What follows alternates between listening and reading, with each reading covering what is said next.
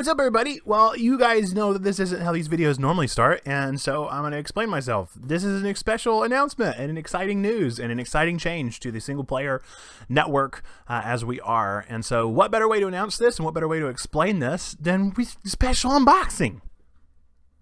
So, this is a coffee mug for those of you that aren't familiar with coffee or mugs or drinking things.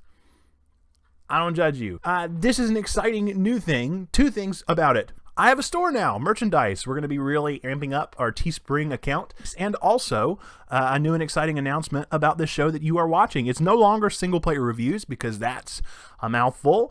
Instead, it is going to be something new and different and catchy, exciting. Hopefully, you enjoy it because I do a lot. This is a little collaborative effort between me and Hogan. You guys remember Hogan? This little guy is the mascot for a new series called Otakalatte. That's what you guys are watching right now. Otakalatte is single-player reviews. Single-player reviews is Otakalatte, something new and different and exciting, but still the same thing that you remember and love. Otaku, right? That means to be obsessed. Latte.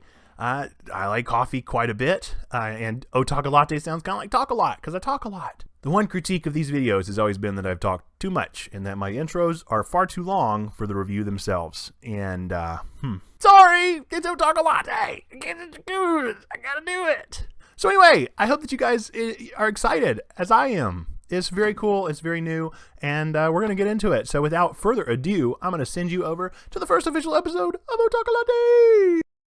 The dawn of the Nintendo DS was a beautiful time. For most of us, the best experience we had with touch technology was the higher end of the Palm Pilot industry. All of a sudden, Nintendo debuts this amazing new device. After the success of the new backlit Game Boy Advance SP, we waited through years of excellent advance games, and then suddenly, boom, in comes the DS.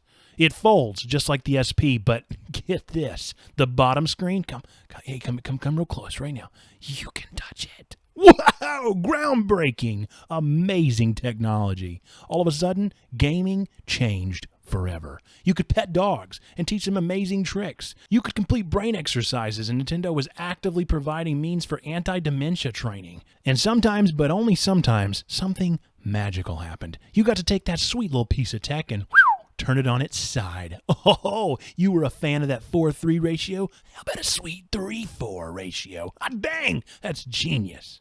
That brings us to today's game. In January 2007, Sing, the same company that brought us visual novel Another Code and Pokéclone Monster Rancher DS, brought to my video game system a new, priceless gem, Hotel Dusk Room 215. As an angsty 7th grader, what more could I possibly have wanted? Reading books? Come on, I'm past Hardy Boys and Harry Potter and Railcar Boys. Railcar Boys? What am I thinking of? What was it called? Railcar Boys? What is Railcar Boys? What am I even thinking of? What was I? Railcar Boys. Hang on. Let's see if I can find, is it Railcar? Boxcar Children. Boxcar Children, you know the Railcar Boys. I'm an actual moron. Anyway, the point here being, if I'm going to read a book, why not make it on my Nintendo DS? Bring in Hotel Dusk, the game that promised an exciting point-and-click adventure/visual novel that allowed you not only to explore, but also to hold your device like a book. Simple yet innovative, and definitely made you the coolest kid on the playground. So what about the actual story? If there's one thing that makes a visual novel sell, it's a solid storyline. That and adorable anime characters, but I digress. Hotel Dusk brings the player into the story through the lens of the protagonist, Kyle Hyde. Kyle is a jaded ex-cop who left the force after having to hunt down and off his ex-partner, Brian Bradley, after he goes rogue looking for his sister. After leaving the force, Kyle gets a job working for a door-to-door salesman company called Red Crown, but continues seeking out his ex-partner to know why he went rogue. The game assumes that you know all of this, or at least trusts that your intuition will be able to find this out, and just drops you into the middle of the story with Kyle showing up to a hotel where he's placed in room 215, which, according to Dunning-Smith, the hokey owner of the hotel, grants wishes to the person who stays there. Along the way, you learn that there was another Kyle Hyde that showed up at the hotel a couple weeks ago, and the mystery begins. Over the course of the night, Kyle learns more and more about the hotel and the quirky cast of characters that are staying there that night. You also meet someone named Mila, who looks exactly like Bradley's sister Mila, which makes the weird coincidences of Bradley's location and relation to the hotel obscured. You solve puzzles, decorate a Christmas tree, interview and interrogate people, and you even get to meet Stephen King. Well, okay, kinda. It's a wild ride, and it takes a lot of turns. They even provide a notepad if you want to take notes, as if you aren't Googling the walkthrough anyway. All in all, Hotel Dusk Room 215 makes for a quality visual novel, especially given its time and the fact that it isn't on a PlayStation.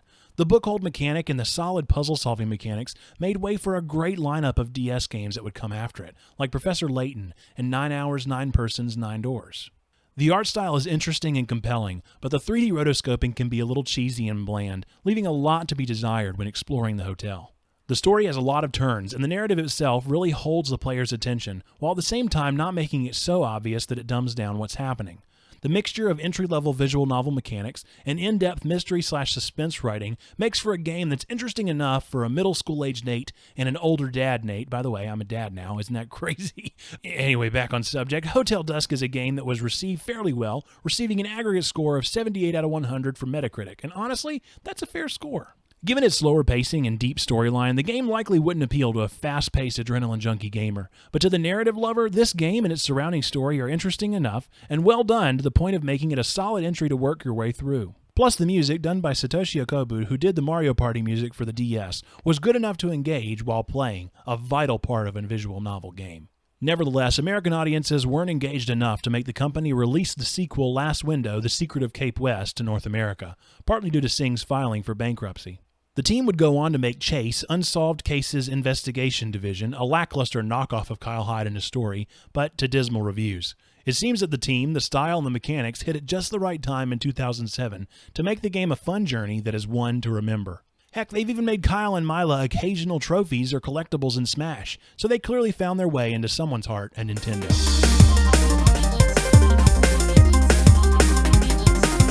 All in all, director Taisuke Kanasaki and designer Rika Suzuki managed to make a really solid game that I highly recommend that you play if you've never picked it up before. If you're a diehard visual novel fan or mystery fan, it's one that you should definitely try. But be warned, the age will show.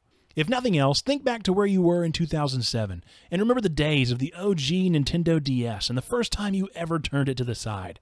This was a groundbreaking achievement, and whether we've come a long way graphically or not, this will be a story that should be read and appreciated for the work that went into it. Heck, it was so near to my heart that it was the first fan fiction I ever wrote growing up. Kyle Hyde is so cool, and the story leaves so much open space that the player can insert their own sass and quips right into things that they think Kyle would say or do. It's a short adventure, but a deep one that leaves you with a bunch of answers and even more questions, and the world of Kyle Hyde is one that is definitely worth exploring. If you can read a dozen Railcar Boys books at your elementary school library, then the least you can do is give old Kyle Hyde a fighting chance. Thanks for watching this video. If you like this content and want to see more of it, consider liking this video and subscribing for when I make more. If you have any suggestions or thoughts on the video, please leave a comment, and I'll be sure to get back at you. Hope you enjoyed, and maybe go try and find this game at a local game shop. I don't know where they might have it, it's so old. I saw a DS game the other day at GameStop for like $1.99. It's crazy how far we've come. I mean, I sound like an old man, but kids these days and their $2 games. That game cost $40 back in my day. Anyway, I'm gonna go now. Thanks for watching this. You're a real trooper. Hope you go and play the game. I'll see you next time.